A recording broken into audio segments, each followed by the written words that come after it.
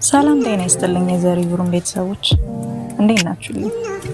ሰላማችሁ ብዝዝት ይበልኝ እያልኩ ወደ ዛሬው ታሪካችን ወስዳችኋለሁ። ዛሬ የምናየው ፊልም በሚሊዮኖች የሚቆጠሩ ሰዎችን ልብ የሰረቀው ግን ደግሞ በሚስጥሮች በንዴትና በግጭቶች የተሞላው አፍተር ዊ ፌል የተሰኘውን እጅግ አጓጊ ፊልም ሙሉ ታሪክ በዝርዝር ይዤላችሁ መጥቻለሁ። እስከ መጨረሻው ድረስ አብራችሁን ቆዩ። ፍቅር ሁሌም አልጋ ባልጋ አይደለም። አንዳንድ ጊዜ ፍቅር እንደሱ ሲሆንና ህይወታችሁ ምስቅልቅሉን ያወጣዋል። በዚህ ፊልም ውስጥ የምናያቸው የቴሳና የአርዲን ፍቅርም ልክ እንደዚሁ ነው። ነገር ግን ዛሬ የምናየው ስለ ፍቅራቸው ውበት ብቻ አይደለም። ከጀርባው ስላሉት አስደንጋጭ የቤተሰብ ሚስጥሮች፣ ክህደቶች፣ ፊት ለፊት ስለማይነጋገሩባቸው የውስጥ ስብራቶችና ህይወታቸውን ሙሉ በሙሉ ስለሚቀይሩ ከባድ ውሳኔዎች ጭምር ነው እንጂ ይህ ፊልም ከመጀመሪያው እስከ መጨረሻው የሁለቱን ፍቅረኞች ስሜት ልክ እንደ ማዕበል ያናውጠዋል። በተለይ ደግሞ ቪዲዮውን እስከ መጨረሻው መከታተል እንዳትረሱ። ወደ አዲሱ የታሪክ ምዕራፍ ከመግባታችን በፊት ታሪካቸውን ወደ ኋላ መለስ ብለን ስናየው ሁለቱ ፍጹም ተቃራኒና የማይገናኙ የተለያየ ዓለማት ሰዎች ነበሩ። ቴሳ ስነ ስርዓት ያላት ለህይወቷ ግልጽ እቅድ ያወጣችና ምንም አይነት ጥፋት ሰርታ የማታውቅ የኮሌጅ አዲስ ተማሪ ነበረች። ሃርዲን ደግሞ በሰውነቱ ላይ ንቅሳት የበዛበት ህግ የማይገዛው በውስጡ ትልቅ የልጅነት ስብራት ያለበት በንዴትና በጭቅጭቅ የተሞላ ያመፀው የለንደን ልጅ ነበረ። ሁለቱ በኮሌጅ ዶርም ውስጥ በአጋጣሚ ይገናኛሉ።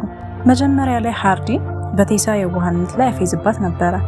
ነገር ግን የጥላቻቸው ቀስ በቀስ ወደማይቋቋሙት ጥልቅ ስሜት መሳሳብና ፍቅር ይቀየራል። ነገር ግን ፍቅራቸው ከመጀመሪያውኑ በሰላም አልነበረም። በመጀመሪያው ክፍል ላይ ሃርዲን ከጓደኞቹ ጋር የቴሳን ልብ የመስበር ከባድ ውርርድ ተወራርዶ እንደነበረ ቴሳ በድንገት ስታውቅ ዓለሟ ተገልብጦ ነበረ። ያ ክህደት ቴሳን ክፉኛ አቁስላት ነበረ። ነገር ግን ሃርዲን እውነተኛ ፍቅር ውስጥ ወድቆ ስለነበረ ስህተቱን አምኖ ቴሳን መልሶ ለማግኘት ያልከፈለው መስዋዕትነት አልነበረም። ቴሳን ምንም ያህል ቢጎዳትም ከሱ መራቅ እንደማትችልና ህይወቷ ከሱ ጋር እንደተሳሰረ ትረዳለች።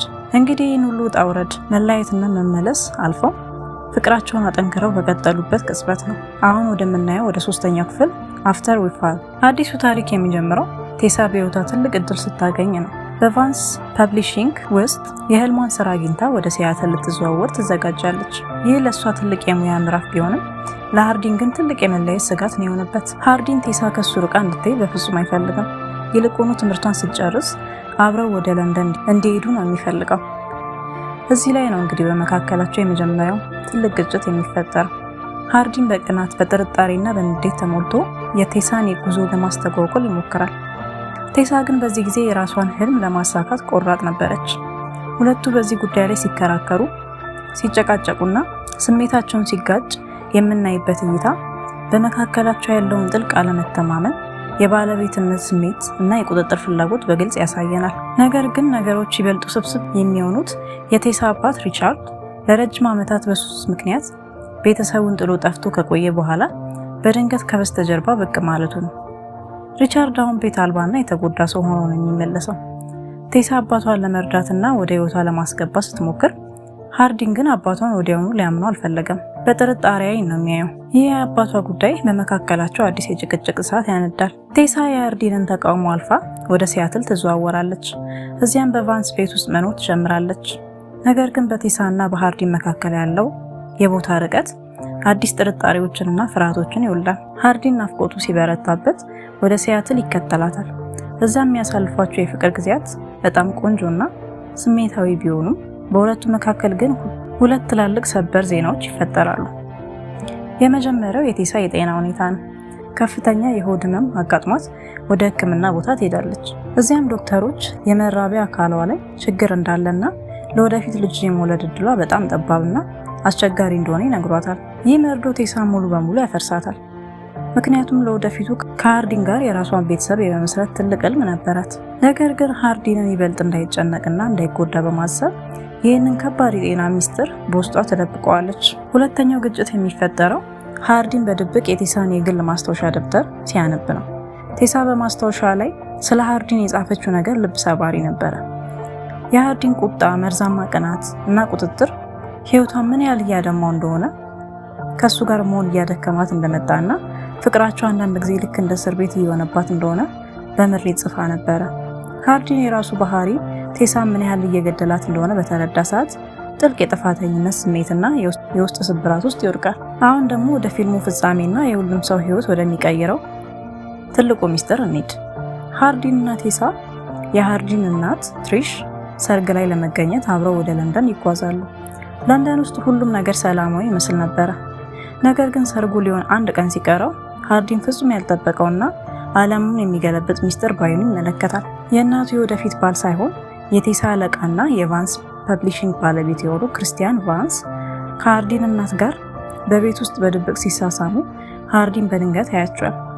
ይህ ክህደት እና ውሸት የሃርዲንን አእምሮ ሙሉ በሙሉ ያደመዋል። ንዴቱ ከቁጥጥር ውጭ ሆኖ መጠጥ ቤት ውስጥ ከቫንስ ጋር በቦክስ ክፉኛ ይደባደባል። ለመሆኑ ግን ይህ ክርስቲያን ቫንስ ከየት መጣ? እንዴትስ ከሃርዲን እናት ጋር ተገናኘ? እውነቱ ግን ቫንስ የቴሳ አለቃ ብቻ አልነበረም። ከብዙ ዓመታት በፊት ሃርዲን ከመወለዱ በፊት የሃርዲን እናት የልጅነት ፍቅረኛ ነበረች። ሃርዲን ከቫንስ ጋር ከተደባደበ በኋላ የቫንስ ሚስት የሆነችው ኪምበርሊ እውነቱን መደበቅ አቅቷት ለቴሳ ሚስጥሩን ትነግራታለች። በመጨረሻም ቫንስ ራሱ ለሃርዲን ፊት ለፊት ቀርቦ አስደንጋጭ እውነት ይነግረዋል። ያሳደገ አባት እውነተኛ አባት አይደለም። እኔ ክርስቲያን ቫንስ እውነተኛ ወላጅ አባት ነኝ። ይህንን የዲኤንኤ ምርመራም ያረጋግጧል ይለዋል። ያደገበት አባት፣ የናፈቃት እናቱ እና በዙሪያ የነበሩ ሰዎች ሁሉ በውሸት ማዕበል ውስጥ ሲያኖሩት እንደነበረ ሲረዳ የሃርዲን አእምሮ ሙሉ በሙሉ ይናጋል። ይህ አስደንጋጭ የቤተሰብ እውነት ሲወጣ የሃርዲን ንዴትና ድንጋጤ ከቁጥጥር ውጭ ይሆናል። አእምሮ ሙሉ በሙሉ ስቶ ንዴቱን መቋቋም አቅቶት የእናቱን የሰርግ ቤት በእሳት ያቃጥለዋል። በጭስና በቃጠሎ ሲሞላ ቴሳ ህይወቷን አደጋ ላይ ጥላ ወደ ውስጥ ትገባለች። በዚያ ፍርሃትና ጭስ መሃል ሃርዲንን አቅፈው ስሜቱን አረጋግታ በግድ ወደ ውጭ ይዘው ትወጣለች። ፊልሙ እዚህ ላይ ያበቃ። የመጨረሻው እይታ እጅግ ልብ ሰባሪ ነው። ለንደን አውራ ጎዳና ላይ በዝናብና በብርድ መሃል ሁለቱ ተቃቅፈው እያለቀሱ በምናይበት እይታ ነው። ሃርዲን ሙሉ በሙሉ ተሰብሯል። ቴሳም የራሷ ህመም፣ ልጅ አለመውለዷና የሃርዲን ስብራት ተደራርቦባት ትልቅ ሐዘን ውስጥ ናት። የወደፊት ፍቅራቸው፣ አብሮነታቸውና ህይወታቸው በከባድ ጥያቄ ምልክት ውስጥ ወድቆ ፊልሙ በሚቀጥለው ክፍል እንደምንገናኝ በሚያሳይ አጓጊ ፍጻሜ ላይ እዚህ ላይ ያበቃል። እንግዲህ የአፍተር ዊ ፌል ሙሉና ዝርዝር ታሪክ ይህን ይመስላል። ፊልሙ በፍቅር ላይ ብቻ ያተኮረ ሳይሆን የቤተሰብ ሚስጥሮች፣ ክህደትና በሰዎች መካከል ያለው እምነት እንዴት በቀላሉ እንደሚሰበር የሚያሳይ ድንቅ ድራማ ነው። የደ ሪቪውሩን ቤተሰቦች እስኪ ንገሩኝ፣ እናንተ በሃርዲን ቦታ ብትሆኑና ይህ አስደንጋጭ የቤተሰብ ሚስጥር በድንገት ብታውቁ ምን ታደርጉ ነበር? ወይስ ደግሞ በቴሳ ቦታ ሆናችሁ ልጅ መውለድ እንደማትችሉ እያወቃችሁ ይህንን ሚስጥር ትደብቁ ነበረ? ሀሳባችሁን ኮሜንት ላይ በሰፊው አስፍሩልኝ፣ በደንብ እንወያይበታለን። ቪዲዮን ከወደዳችሁት ላይክ ማድረግ፣ ለጓደኞቻችሁ ሼር ማድረግ እንዳትረሱ። ለቻናሉ አዲስ የሆናችሁ ደግሞ ሰብስክራይብ በማድረግ የቤተሰባችን ቋሚ አባል ይሁኑ። በቀጣዩ የትኛውን ፊልም እንድንገመገምላችሁ ትፈልጋላችሁ? እሱን ኮሜንት ላይ ጻፉልኝ። እስከ ቀጣዩ ቪዲዮ ሰላም ሁኑልኝ።